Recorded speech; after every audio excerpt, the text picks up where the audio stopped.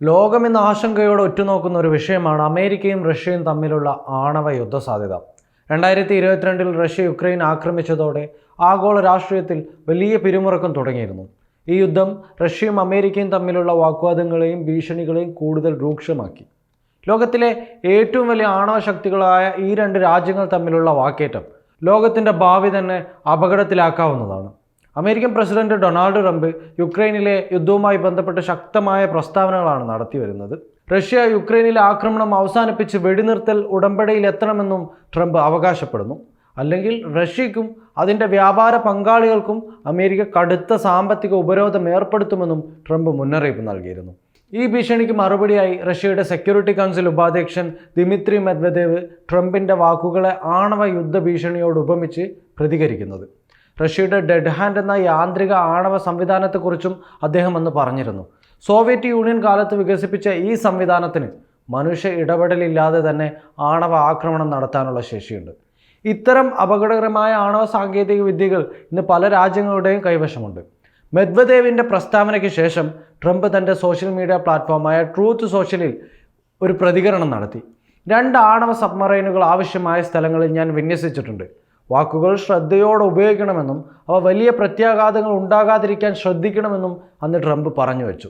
എന്നാൽ ഈ സബ്മറൈനുകൾ ആണവായുധങ്ങളുമായി വിന്യസിച്ചതാണോ അതോ ആണവ ഇന്ധനത്തിൽ മാത്രം പ്രവർത്തിക്കുന്നവയാണോ എന്നൊന്നും ട്രംപ് വ്യക്തമാക്കിയിട്ടില്ല. അമേരിക്കയുടെ ആണവശേഷിയാണ് ഇവിടെ ശ്രദ്ധേയം.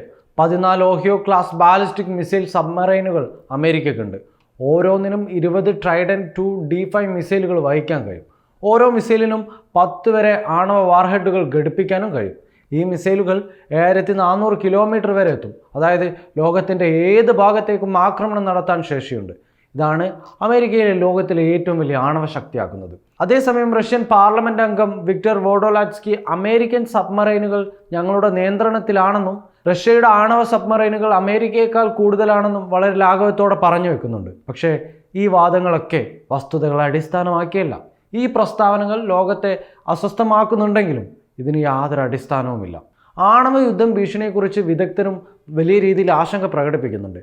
ആംസ് കൺട്രോൾ അസോസിയേഷൻ്റെ ഡയറക്ടർ ഡാരിൽ കിംബാൽ പറയുന്നത് സോഷ്യൽ മീഡിയയിലൂടെയുള്ള ആണവ ഭീഷണികൾക്ക് യാതൊരു ഉത്തരവാദിത്വമില്ല എന്നുള്ളതാണ്.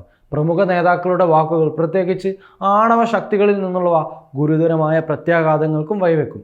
ഇന്ത്യയുടെ നിലപാടും ഇവിടെ പ്രധാനമാണ്. ട്രംപിൻ്റെ ഭീഷണി പ്രകാരം റഷ്യയിൽ നിന്ന് എണ്ണ വാങ്ങുന്ന രാജ്യങ്ങൾക്ക് ഉപരോധം വന്നാൽ ഇന്ത്യ ഉൾപ്പെടെയുള്ള രാജ്യങ്ങൾ ബുദ്ധിമുട്ടിലാകും. ഇന്ത്യ ഇപ്പോൾ റഷ്യൻ എണ്ണയുടെ പ്രധാന ഉപഭോക്താക്കളിൽ ഒരാളാണ്.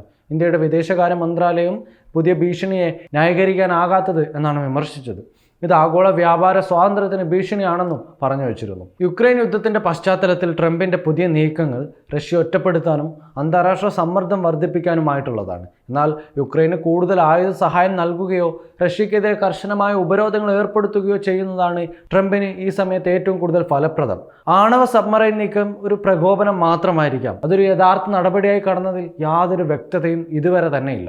ലോകരാജ്യങ്ങൾ ഈ വാക്കേറ്റത്തെയും സൈനിക നീക്കങ്ങളെയും ഗൗരവത്തോടെ തന്നെ കാണുന്നുണ്ട്. ഒരു ചെറിയ തെറ്റിദ്ധാരണ മതി ആണവ യുദ്ധത്തിനുള്ള സാഹചര്യം സൃഷ്ടിക്കപ്പെടാൻ. ട്രംപിൻ്റെ തീരുമാനങ്ങൾ യുദ്ധഭീതി വർദ്ധിപ്പിക്കാനും ആഗോള അസ്ഥിരത കൂട്ടാനും സാധ്യതയുണ്ട്. എന്നാൽ ഇത് റഷ്യയെ സമ്മർദ്ദത്തിലാക്കാനുള്ള ഒരു നയതന്ത്ര ശ്രമമായിരിക്കാം. എന്തായാലും ഈ നീക്കങ്ങൾ യുക്തിപൂർവവും ഉത്തരവാദിത്തോടെയുള്ളതുമാകുമോ എന്നതാണ് ഏറ്റവും വലിയ ചോദ്യം. ഈ സാഹചര്യം ലോകത്തൊരു പുതിയ യുദ്ധഭീതിയിലേക്കാണ് നയിക്കുന്നത്. നേതാക്കളുടെ വാക്കുകളുടെ പ്രത്യാഘാതങ്ങൾ മനസ്സിലായി ശാന്തമായി പ്രവർത്തിക്കുന്ന ഭരണകൂടങ്ങൾക്ക് ഇത്തരം പ്രതിസന്ധികൾ പരിഹരിക്കാൻ കഴിയും. ട്രംപിൻ്റെ സന്ദേശം എന്തു തന്നെയായാലും ലോകം സമാധാനത്തിലേക്ക് നീങ്ങട്ടെ എന്ന് പ്രത്യാശിക്കാം. Waytonikah.com, the exclusive Muslim matrimonial site.